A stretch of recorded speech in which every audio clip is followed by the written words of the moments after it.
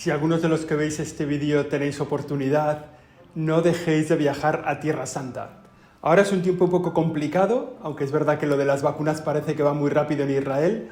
Quizás es un tiempo complicado, pero es una obligación, casi una necesidad de la vida cristiana.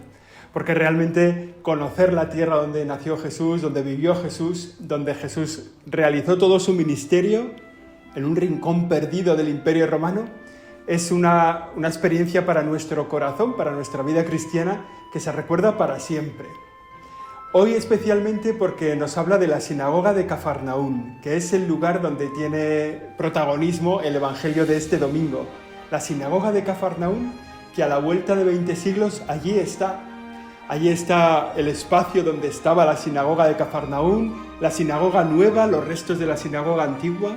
Y es un sitio espectacular, porque es ahí mismo donde estuvo el Jesús, no hay duda, donde estuvo el Señor, no hay ninguna duda. Y ahí tiene lugar este acontecimiento de la vida del Señor, que es el comienzo de su ministerio.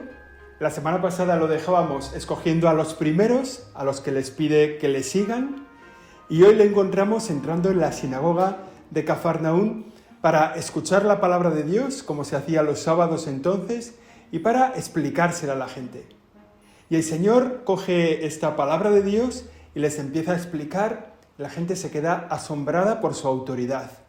El Señor enseña con autoridad. Lo primero que nos dice el Evangelio es que Él no enseña como los escribas, enseña con autoridad.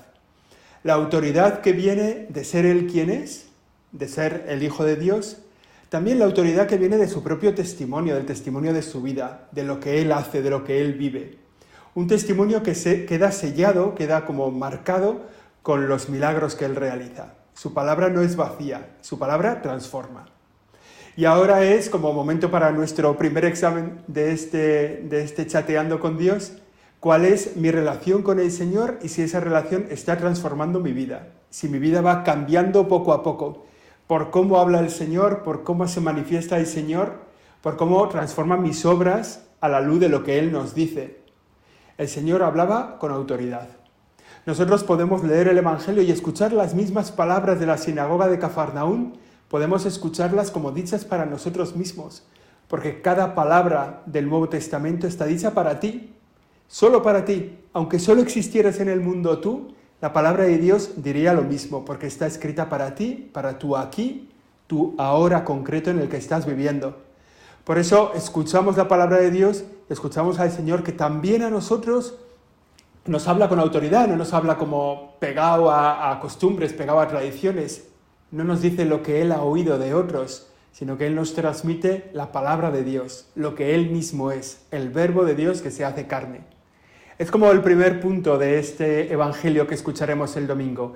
El Señor que se acerca a la sinagoga de Cafarnaún el sábado y allí comienza su ministerio. Su ministerio de predicar la palabra de Dios, de decirle a la gente cómo tiene que vivir. Y lo hace de una forma que llama la atención por su autoridad. Allí cerquita de la sinagoga de Cafarnaún está también la casa donde vivía Pedro y su suegra, la suegra de Pedro, esta a la que le hizo el milagro. Y bueno, es un sitio que tiene todo el encanto de impresión de que estás allí mismo donde Jesús paseaba. Es muy impresionante la sinagoga de Cafarnaún. Bueno, pues en ese primer momento en la sinagoga de Cafarnaún se le acerca un señor que tiene unos espíritus inmundos que le reconocen al Señor y le dice: sabemos quién eres el Santo de Dios. Y aquí me gustaría pararme para que nos diéramos cuenta de una pregunta casi que también viene para nosotros en estas palabras de los espíritus inmundos. Fijaos, los primeros que han reconocido al Señor han sido los pastores en Belén. ¿No? Hace unos días lo recordábamos, los pastores que se acercan y que tienen que descubrir a Jesús, que está escondido, el Mesías escondido en un niño pequeño nacido en un establo, allí a tomar viento de lejos. Son los ángeles los que les indican a los pastores: allí está el Señor. Lo mismo les pasa con la estrella a los magos de Oriente. La estrella les guía hasta donde ha nacido el Señor. El Señor ya es reconocido. Si os acordáis la semana pasada, cuando Juan el Bautista señala a Jesús, lo señala como: este es el Cordero de Dios. Es como el segundo anuncio de que este de aquí no es uno cualquiera, es el Mesías. y los discípulos de Juan también reconocen al Señor. Y ahí se acercan Juan y Santiago, Andrés y Simón, a conocer al Señor. Y fijaos, lo que le dice Andrés a su hermano Simón es, cuando él ya ha estado con el Señor, lo decía la semana pasada, lo primero que le dice es, hemos encontrado al Mesías. Fijaos, los pastores, los magos de Oriente, Juan el Bautista, Andrés, todos señalan a Jesús como el Mesías. Bueno, pues hoy lo reconocen así los demonios, ¿no? Los espíritus inmundos que viven dentro de ese Señor que se acerca a Jesús en la sinagoga de Cafarnaún. Y los espíritus inmundos le dicen, sabemos quién eres el Santo de Dios. Reconocer al Señor. Y eso es lo que digo que puede ser una pregunta para nosotros, ¿no? ¿Quién es Jesús para ti hoy? Todos le están reconociendo como el Mesías, todos le reconocen como el Salvador. Hasta los espíritus inmundos se dan cuenta de que el Señor es el Mesías. ¿Quién es para ti el Señor? Es como la pregunta que nos puede ayudar en la oración a lo largo de esta semana.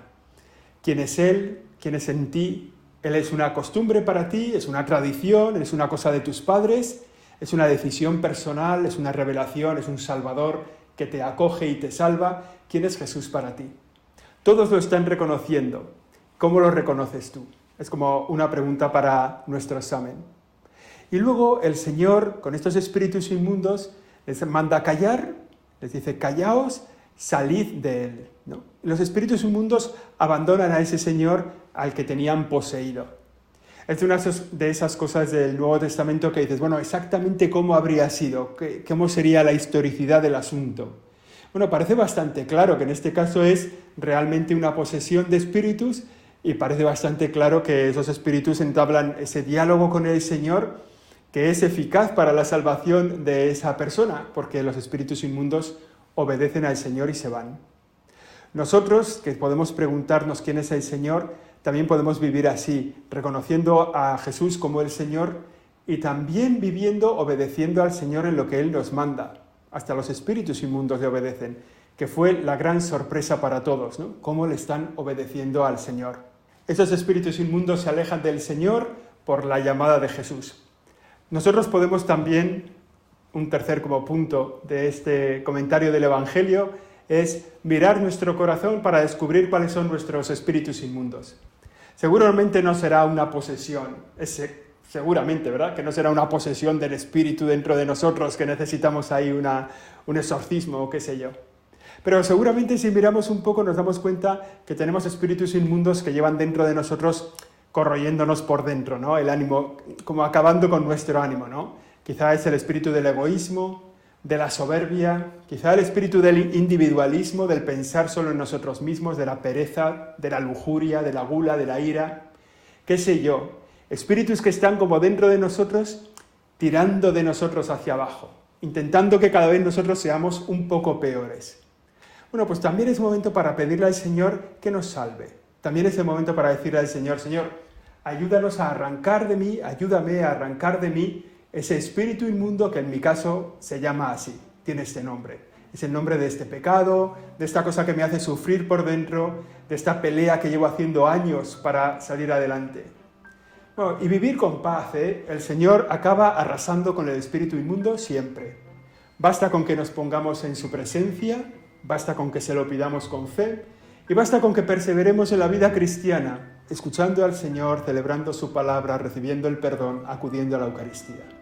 Y con eso, esos espíritus inmundos van perdiendo poder dentro de nosotros, acaban desapareciendo. Pues vamos a reflexionar a lo largo de esta semana con el Evangelio de este día. En primer lugar es enseñar con autoridad, cómo nos sentimos nosotros enseñados por el Señor.